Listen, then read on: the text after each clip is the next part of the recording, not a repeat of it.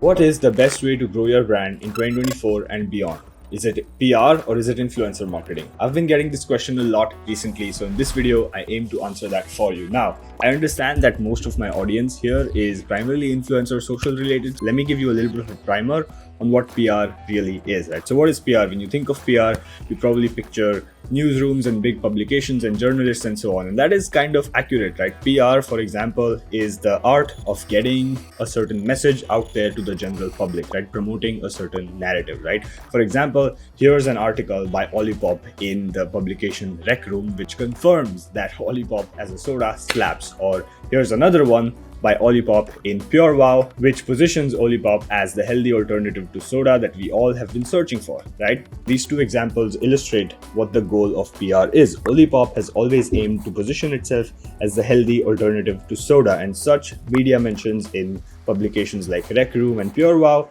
reinforce this narrative. That is essentially what PR is. So whatever your brand narrative is, if you want to push that forward, you should do PR, right? So understand that this is not a direct ad, right? It's a story by a third party about your brand, a third party being the news publication, right? So it offers a certain level of credibility, especially if it's a big name publication like a Rec Room or a Pure Wow, right? So let's contrast that with influencer marketing. What is influencer marketing, right? You already know this. Basically, you partner with influencers and they share your product with their audience. That's basically influencer marketing, right? So let me give you a similar example. Go open TikTok or Instagram and search for the hashtag Olipop partner on those platforms. You'll find tens of thousands of influencers and billions of views on those videos. That is a similar example of Olipop doing influencer marketing. So the same brand doing two different strategies. So I'm going to compare and contrast what you should pick. Now, there's three main factors you should consider before you make the decision of influencer marketing versus PR.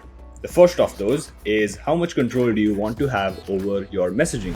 With PR, it's really up to the journalist, the angle that they take with your story. Their primary responsibility is towards their readers, is towards driving clicks and clicks and traffic on their websites. So their objective, completely third-party approach might bring out both positives and negatives or potential criticisms of your brand that you may not want out there in the public domain, right? So make sure that you're okay with that, or make sure that you address that if you're going after the PR approach. On the other hand, with influencer marketing, first off, you build a relationship with influencers, right? You don't want to necessarily work with an influencer that is not a fit for your brand. So it's like you're going to work with people who genuinely want to advocate for you. So there's almost like this mutual understanding that, hey, you're going to say relatively nice things about my brand, that they're not gonna start saying bad stuff in their 30-second reel that they make about you. So there's often that mutual understanding. Plus, on top of that, it's generally acceptable to share some sort of a content guideline, to share talking points and so on, so you know what you want the influencer to highlight, and they're gonna add their own authentic flair to it, but the content is still going to be generally in a positive direction. So that's the main difference. Is like with influencers, you tend to have more control over the messaging that you give out in the public domain, versus with PR, really the ball is in the journalist's court. What they say, what they don't say, it's really up to them, right? So that's the first point of difference. The second is cost. Costs can vary with PR, but generally high profile media placements can be really, really expensive. Like we're talking thousands of dollars to as high as tens of thousands of dollars for PR placements. And the ROI may not exactly be there, versus with influencers, it's a really budget friendly channel, or you could also, even if you have a high budget, so it's like a budget agnostic channel really. But with PR, you generally want to have a very large budget if you want to get placed in one of these media outlets, versus with influencer, even if you have a smaller budget, maybe you could do some affiliate, some seeding, some gifting, ambassador, those types of offers, versus if you do have a higher budget,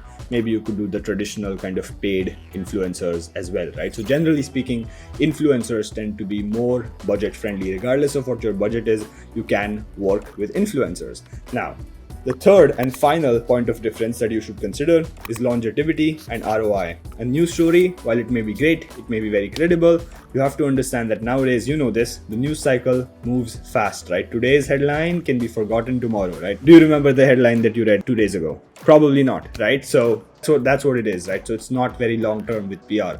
Versus with influencer marketing, the content can last, right? And we spoke about this in our other video about YouTube versus TikTok versus Instagram. Especially if you collaborate, if you put your money towards something like a YouTube video, those videos just last forever. They have SEO value, right? So you're gonna get discovered again and again, versus with a news article, you might not. Plus, there is other ways to maximize ROI. Even if you get, let's say, an Instagram reel, it's really good. You can cross promote it across your other channels. You can use it as a Facebook ad, for instance, right? So there's different ways you can maximize ROI with your assets generated by influencers, versus with PR, you can't necessarily do that. So from a longevity and ROI perspective, influencers tend to outshine PR. So, to summarize, in today's world, not many people are reading the news intentionally, right? The trust is no longer with the journalists and traditional media outlets, it is with influencers and social media platforms, right? We're no longer reading the newspaper, we are opening apps and letting algorithms serve us what to consume. For example, it's the For You page on TikTok or the Explore page on Instagram, or even with long form content, it's the recommended list on Netflix, right? So consumption nowadays is less based on me intentionally going out, picking out a magazine, picking out a news outlet and consuming that, versus it's like, hey, what is the algorithm serving me today based on my previous behaviors, right? And that is good. The good thing about this as a brand for you is that you can leverage this behavior by working with influencers.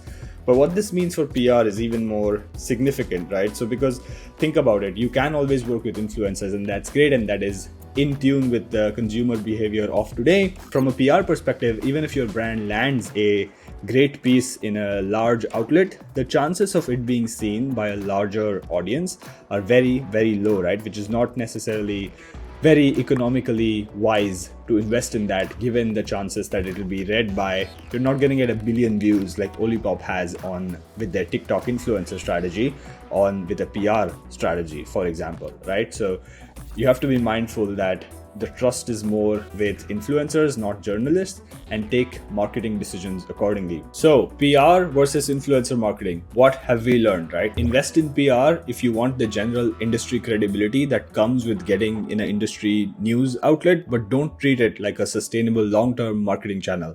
Influencer marketing, on the other hand, as we discussed, the trust is with influencers, right? And sales by definition is nothing but a transfer of trust from a high trust person to a low trust person. When you get the low trust person to a high trust position is when they buy, and that is why you should focus on influencer marketing and not PR if you want to build a long-term profitable marketing channel for your brand. But how do you do that? That's where Saral comes in. It's a simple, affordable, easy to use influencer marketing platform. We built it with exactly you in mind, with exactly the brand in mind. So just go click on the link in the description, grab your free trial link. You don't have to take my word for it. I'm gonna add a tweet by one of our customers who's the CMO at Peel Away Labs, which is a bedsheets brand, and he talks about how simple and effective influencer marketing has been from them. So if you understand the difference between PR and influencer marketing from this video, you want to test out influencer marketing, go grab the free trial link in the description and check it out. Test it out, build your influencer marketing campaign. And that is it for today's video. If you liked it, consider leaving a like, ask me any questions in the comments, and I'll see you in the next one. Bye-bye.